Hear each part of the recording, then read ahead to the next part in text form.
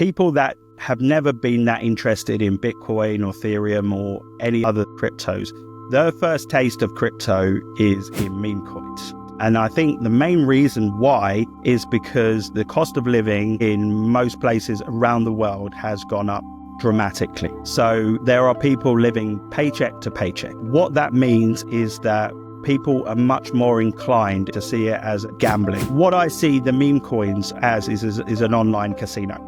So they don't have any use cases, but what they do have behind it is an extremely strong communities.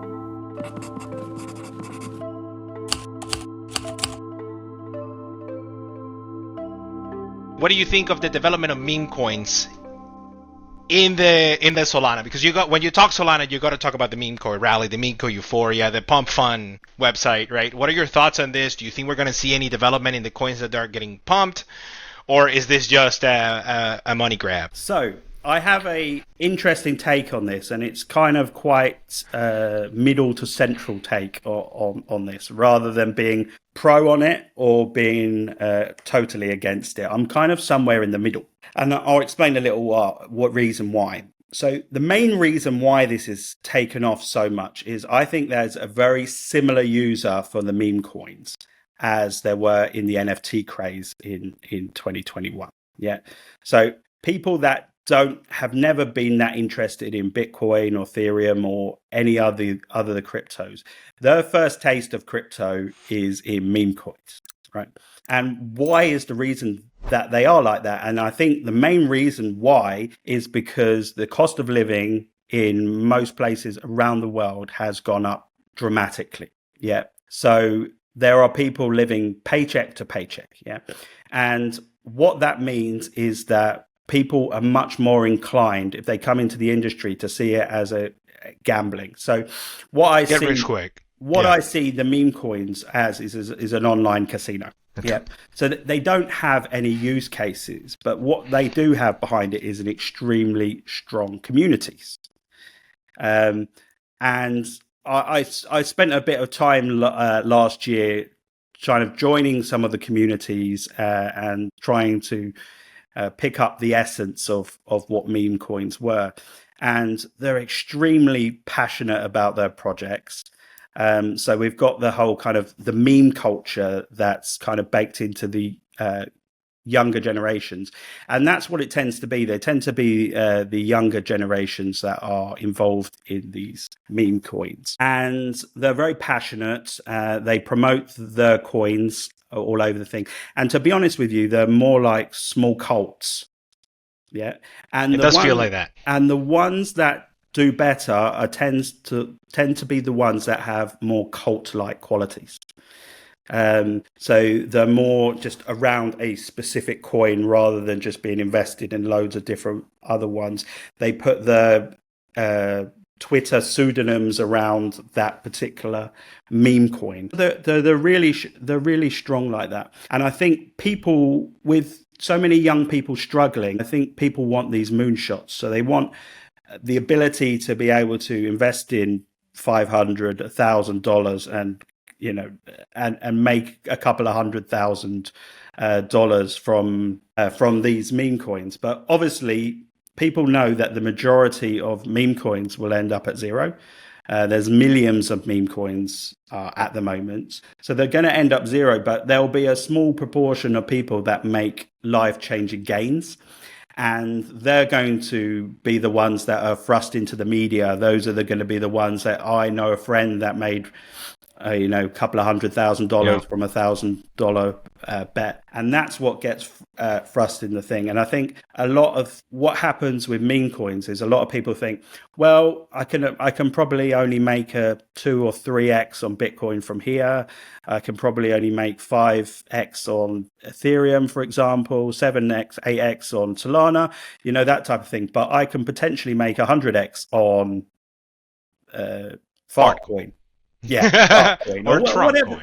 Whatever it might be. Yeah, for sure. Yes. And they go over to this, right? So bringing it back to the conversation about Solana's made it extremely easy to set up a coin. So like we could go online now and make Nestor coin in less than 5 minutes and put it out there. Correct. And if it had enough marketing behind it and a funny enough meme, it could potentially take off, or it could go to zero. Who knows, right? But they've made it extremely easy to be able to do that, and you can do that with just maybe a couple of $1,000 behind it, right?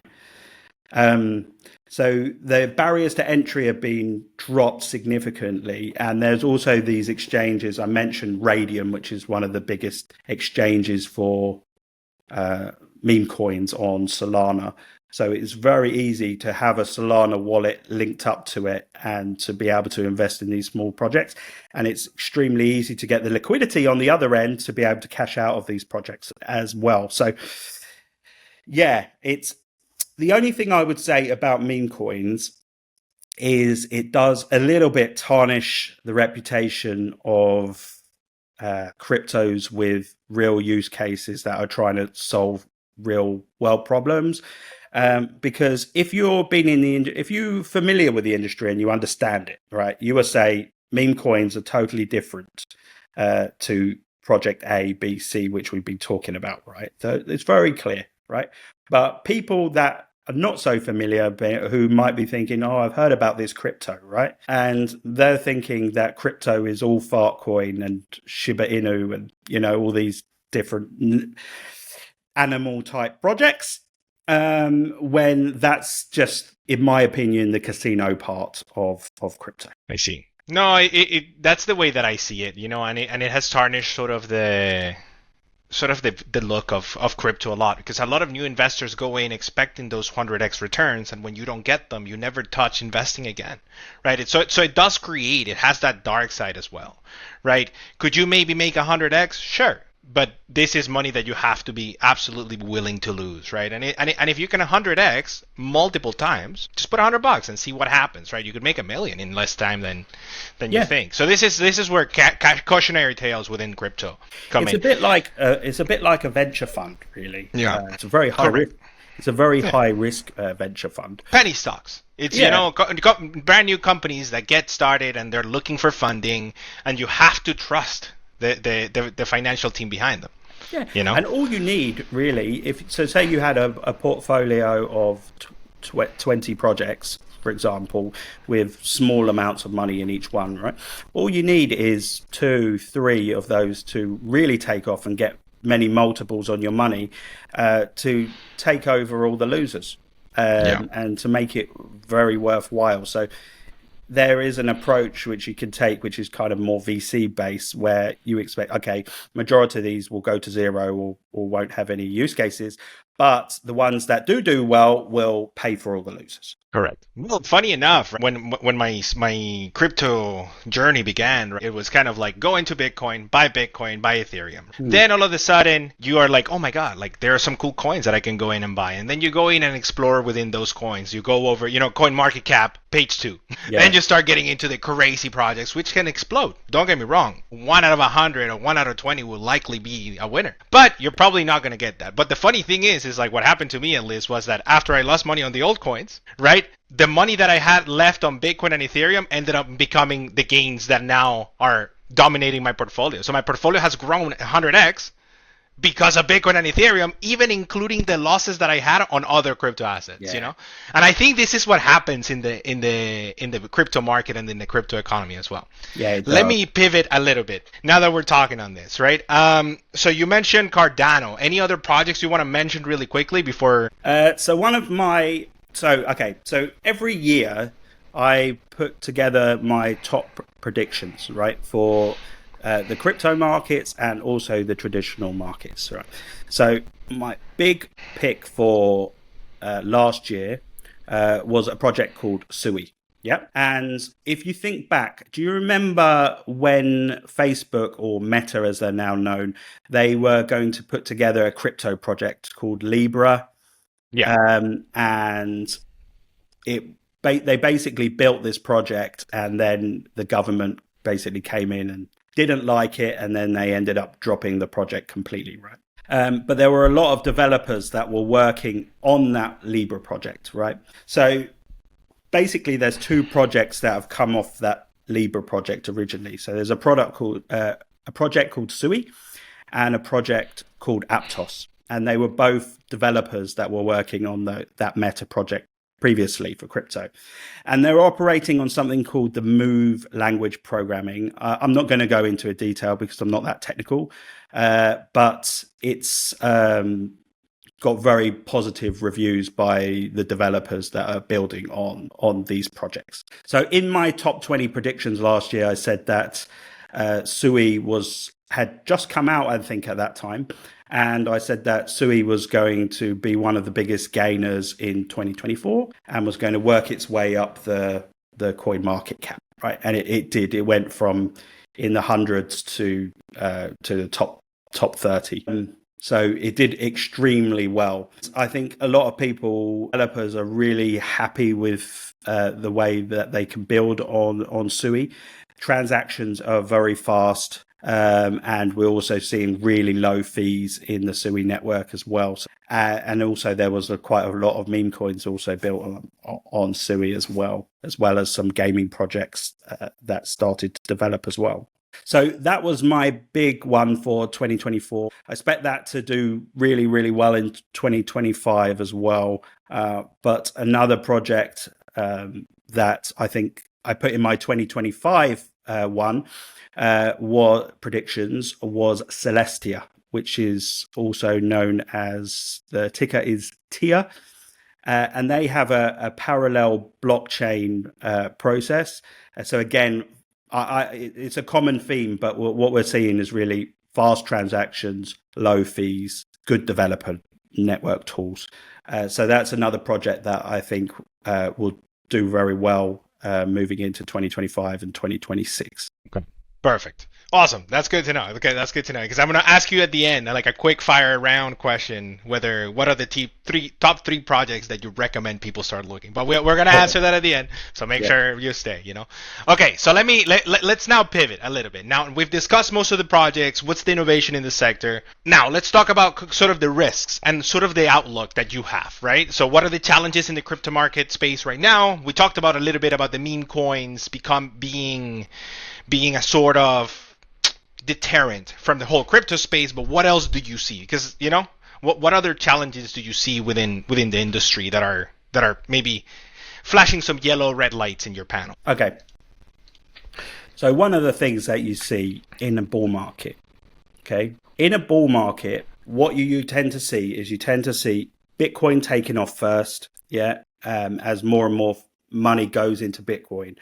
After a while, what you see is people, as I was saying earlier, start to think, well, it's run up quite a lot now. What's the chance that I get a 2x, a 3x, or 4x within this cycle, right? So what they do is they work their way out of the risk curve, down the risk curve.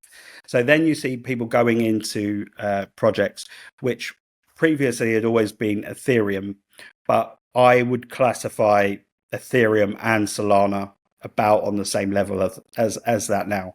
And then you see those large cap projects take off, and then it will filter its way out all the way down that risk curve to medium caps, small caps, nano caps, meme coins, right? So the further out you get, the more risk you take. And what happens, what the biggest risk is when it goes further and further out, you have much more chances of a massive crash.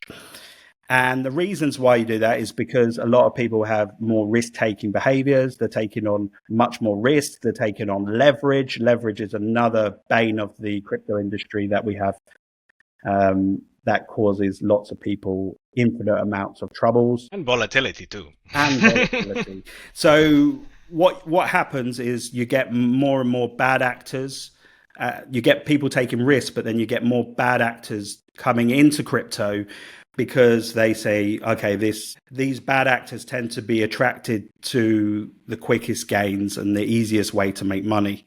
And at the last stages of a crypto cycle, everybody's a genius, right? Like you could, it's very important to be able to choose projects for the majority of the bull market, but most of the gains come in crypto at the very end of the cycle. I'm talking the last month and a half of the cycle, right? And that's when you get really bad actors come in, try to make a quick buck. That's when we saw Sam, SBF, last crypto cycle towards the top. You see them doing some really dodgy things, and then this affects these risk-taking behaviors affect market participants who then lose money, and then we see this downward correction. So I always think exuberance is a massive risk factor for crypto. Also, general markets, general markets crashing, and in particular, what I was saying earlier is if liquidity was drawn from the overall market, I think that would have a big effect on crypto, but especially the altcoins who really require this liquidity to be able to take off, because people have got to be able to have money. And what you see is you get investors, especially professional investors, they have their risk on buckets and their risk off buckets. And when liquidity is taken out of the market, the first thing that they sell is their risk on buckets. And they, start to sell stuff and start to store cash or go into bonds or whatever it might be in order to try to preserve some of their funds. So that's another thing. Also, you see some of the decentralization sometimes moving out of crypto. So there's a lot of these projects that are being funded by VCs. VCs are venture capitalists. They're the reason why these projects are moving and why they can afford to put in grants for developers and to get all of these developers to build the protocols is because of these VC funds. Yeah. And VC funds what they often have is they often have a lockup. Yeah. So they'll invest, let's just say, for example, they'll invest $50 million dollars in a project at seed A, round 1, round 2, whatever it might be, right? They'll invest in that project, and then they'll have to hold the coins for a year or 6 months. Sometimes it can be a year, sometimes it can be 18 months, depends on what it's agreed at the beginning. And then after the price really takes off, they have these tokens that they often put into the market at a later stage, and then you have all of this selling pressure on these coins. And what they usually do is they usually invest in these projects towards the end of the bear market. They ride them out in the bull market and towards the middle of the bull market, and then they tend to sell them at really high prices, flood the market with tokens. And then you see these big drop down in prices. So again, it's to do with the Bitcoin 4-year cycle, but it just also tends to be the amount of time that it takes for that process to work its way in. And usually it takes about 2 years of a bull market for you to start getting those big risk factors. Okay, perfect. Okay, so wait, let me ask you a couple of just in the comments that you said, right? So for example, the liquidity. What are your expectations in terms of liquidity for 2025, 2026? Okay. Do you think we're running out? No. So I think what's quite likely to happen, and it's being kind of tried to be pushed through from Trump, is he wants to lower the interest rates, right? The Federal Reserve is obviously a neutral body. They don't answer to the president, but he has a lot of influence. Yeah. So I think he's trying to bring down inflation to a level where the Fed will be comfortable to start to drop those rates. Yeah. And his sole mission, so Donald Trump's sole mission, is to be seen as a good president. Yeah. And to have his legacy in the long run. And one of the biggest telltales of was a president successful or not is the stock market. Yeah. And then in addition to that would be obviously in crypto as well, which would have a big effect. So I think he's going to want to dump as much liquidity into the markets as possible. I think he's got a very good position at the moment because he can blame everything on Biden. Well, he's doing it quick at the start of the term, right? Yeah. He waited too long last time. Yeah. So what he can say right now, he can, like, you've seen the stock market crash a bit recently, right? Yeah. And there has been a little bit less liquidities in the market, etc.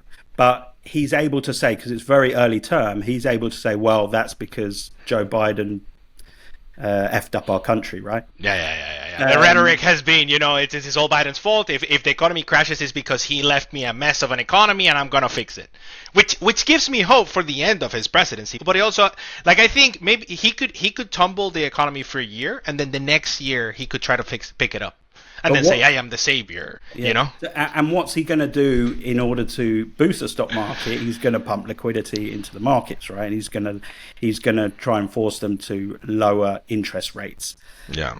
So I think that's what we're going to see in the future. But they have to get inflation down to a level where the confidence is not going to spike up, which I think, as it's his sole mission, I think they'll achieve that.